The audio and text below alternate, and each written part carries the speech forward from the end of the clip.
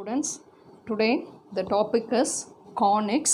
So first we are going to see geometric description of conic section.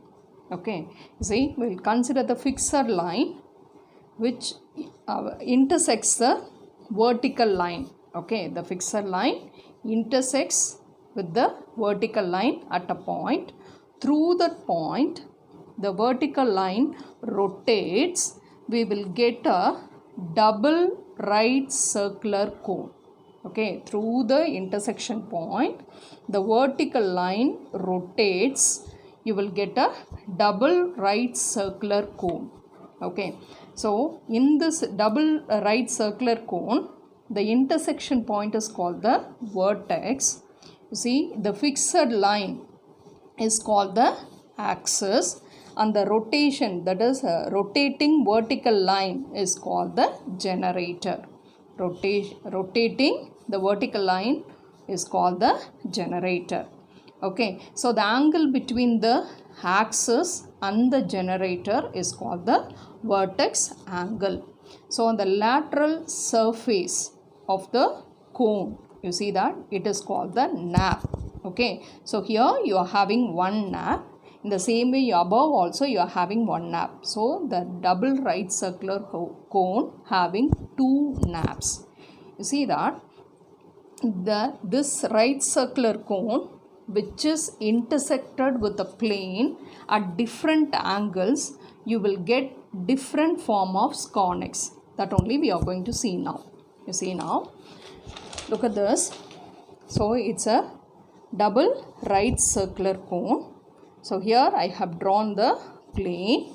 This plane, how it is now, it cuts the one nap of a cone, and this plane is perpendicular to the axis. This plane, how it is perpendicular to the axis of the cone, and this plane cuts the one nap of a cone. You will get a conic circle. You will get a conic circle. You see that I'll take a one nap of a cone. Okay, I'll take a one nap of a cone. So here is the base. So see that I'm going to cut this cone which is perpendicular to the axis of the cone, and parallel to the base. You see that parallel to the base.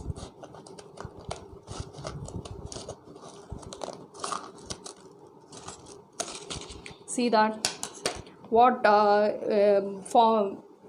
shape is formed here? It forms a circle. So see now, the plane which is perpendicular to the axis of the cone, and it cuts the one nap of a cone, you will get a circle. Okay, see now the second one, this plane, it is not perpendicular to the axis, it just slightly tilted, and it cuts the one nap of a cone, you will get the ellipse. Okay, in the same way, you see that the next plane which is parallel to the side of a one nap of a cone. How the plane is? The plane is parallel to the side of a one nap of a cone. Okay, it forms a curve. It forms a conic, that is a parabola. Okay, you see that the plane cuts the one nap of a cone, and which is perpendicular to the axis. Which conic is formed? The circle is formed. Okay, so the plane is not perpendicular now, it is slightly tilted. Okay, slightly tilted. What conic section is formed? It forms a ellipse. Okay, the next one, the plane, how it is? It is parallel to the side of the one nap of a cone, which is formed the conic section. Which conic section is formed? The parabola is formed. Okay, and the next one, you take the double nap of a cone. Okay, so the plane which is parallel to the axis of the cone. The plane, how it is? It is parallel to the plane containing the axis of the cone. You will get the conic hyperbola. Okay, you see that. Now we are going to see the definition of a conic. Okay, we are going to see the definition of a conic. For that we need three results. One is a S, another one is P, another one is L. So what is S? S is a fixed point. It will not move. S is a fixed point. And P is also a point. This point, moving point. This point is a moving point.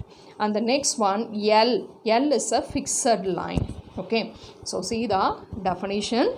So for defining the conic, we need three results. One is a fixed point, another one is a moving point, and the third one is a fixed line. Okay, you see that the moving point, okay, the moving point, how it has to move. The moving point moves in such a way that it distance from the fixed point, okay, whose distance from the fixed point always having the constant ratio to its distance from the fixed line. Okay, if the moving point moves, the path or the locus traced out by the moving point is nothing but the conic. So here I have mentioned two distances. One is the distance between the moving point and the fixed point.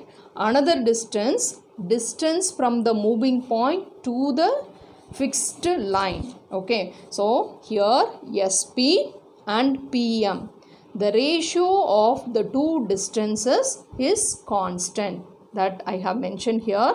SP by PM is equal to constant.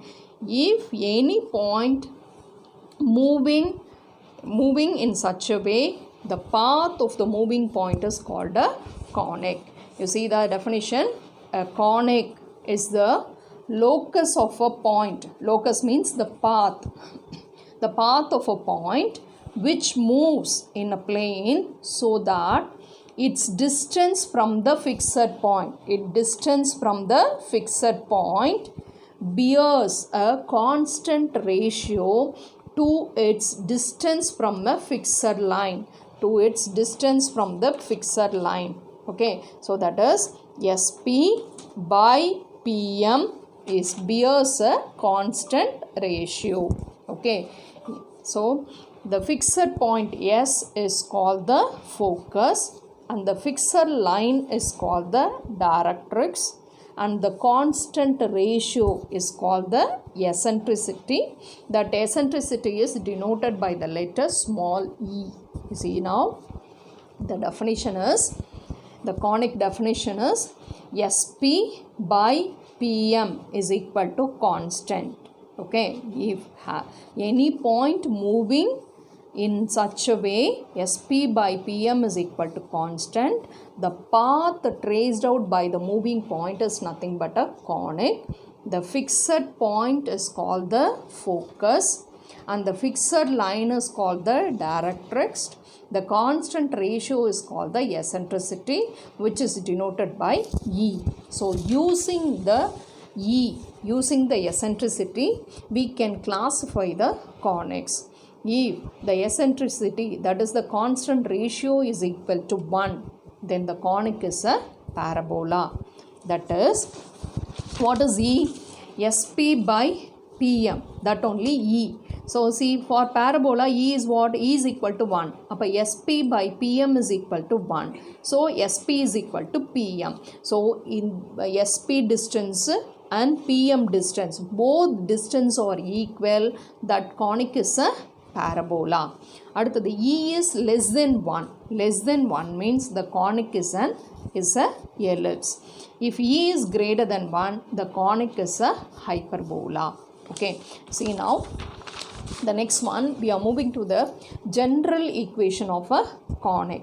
Okay, so the equation of any conic takes the form of general second degree equation. So how it will be? Ax squared plus bxy plus cy square plus dx plus ey plus f is equal to 0.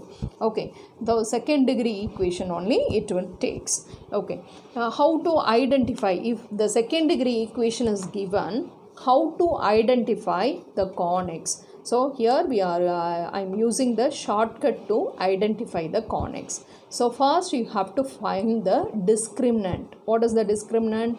B squared minus 4ac. Okay, this b squared minus 4ac which is equal to 0 means the conic is a parabola.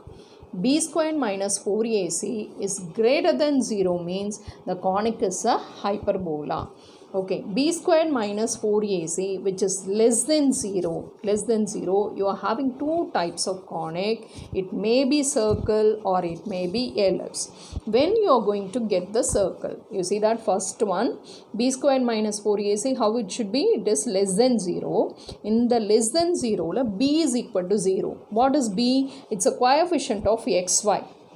So if coefficient of xy is equal to 0 and a is equal to c, so the coefficient of x squared and the coefficient of y squared are equal, then the conic is nothing but the circle. Okay, and here the next one, it may be b not equal to 0 or b equal to 0. In both the condition you can have. Okay, but a should not be equal to c. A and c are different. So coefficient of x squared and the coefficient of y squared is not equal, then the conic is nothing but the ellipse. Okay, we will see the problems regarding this result. Exercise 5.3. Identify the type of conic section for each of the equations. You consider the first equation, 2x squared minus y squared is equal to 7. So we have to identify what type of conic is. It is a circle or parabola or ellipse or hyperbola. So first you will take the discriminant, b squared minus 4ac. What is b? b is nothing but the coefficient of xy. What is a? It is the coefficient of x squared. What is c? It's a coefficient of y squared.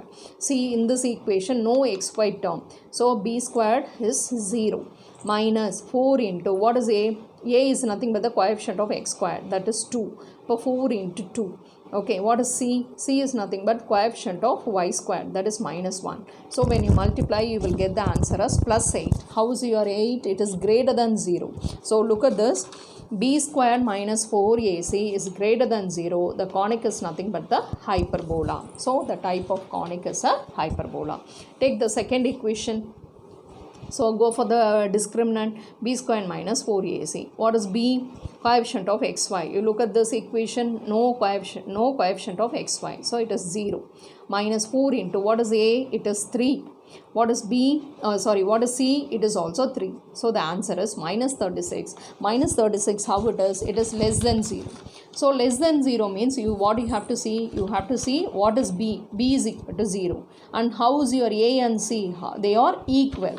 So b squared minus 4ac less than 0 and b is equal to 0, a and c are equal means the conic is nothing but a circle. So here I have written the conic is a circle. Go to the third one. So find out the discriminant.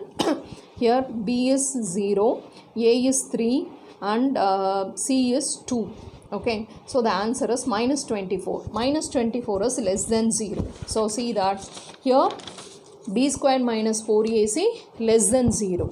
But here what you are having? B is equal to 0. So b is equal to 0. And a is not equal to c. When a is not equal to c, that conic is nothing but the ellipse. So the type of the given conic is a ellipse. We'll see the fourth one. X squared plus y squared plus x minus y is equal to 0. Go for the discriminant. So b is 0. No xy coefficient. So it is 0. What is a is 1 and what is c? C is also 1. So it is minus 4. Minus 4 is less than 0. Less than 0 means you have to check b is equal to 0 and a is equal to c. If a is equal to c means the conic is a circle. Come to the fifth one. Go for the same discriminant b squared minus 4ac and go for finding xy term. No xy term, so it is b is 0 minus 4 into, what is a? A is 11 and what is the c? Minus 25. Okay, so when you multiply, your answer is greater than 0. If it is greater than 0, the conic is a hyperbola. Come to the sixth one, the last problem of this exercise.